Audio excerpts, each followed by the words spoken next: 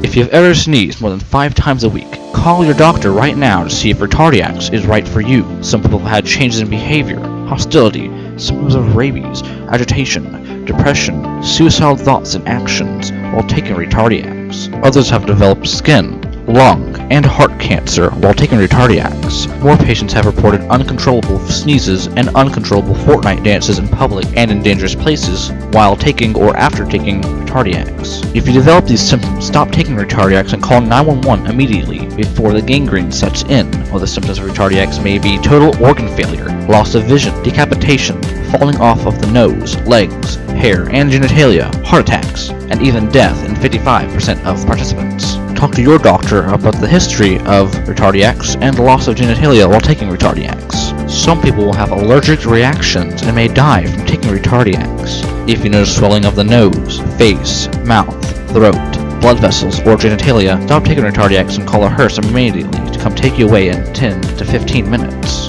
Talk to your doctor about what medicines you're currently taking so he or she may ignore you and prescribe it to you anyways. Retardiax does not work the same way all the time. If there is a Y chromosome present anywhere in your body, Retardiax may give even more dangerous reactions. If you are pregnant or planning to be, do not take Retardiax unless you want to be infertile and die. If you are a man, you have a 99% chance of surviving Retardiax. If you are a woman, you have a 25% chance of surviving Retardiax. Patients have also reported trouble sleeping while taking Retardiax. Do not drive or operate machinery while taking Retardiax. Do not drive or operate machinery within 5 months before or after taking Retardiax. Retardiax should not be taken with any other non-sneezing medications.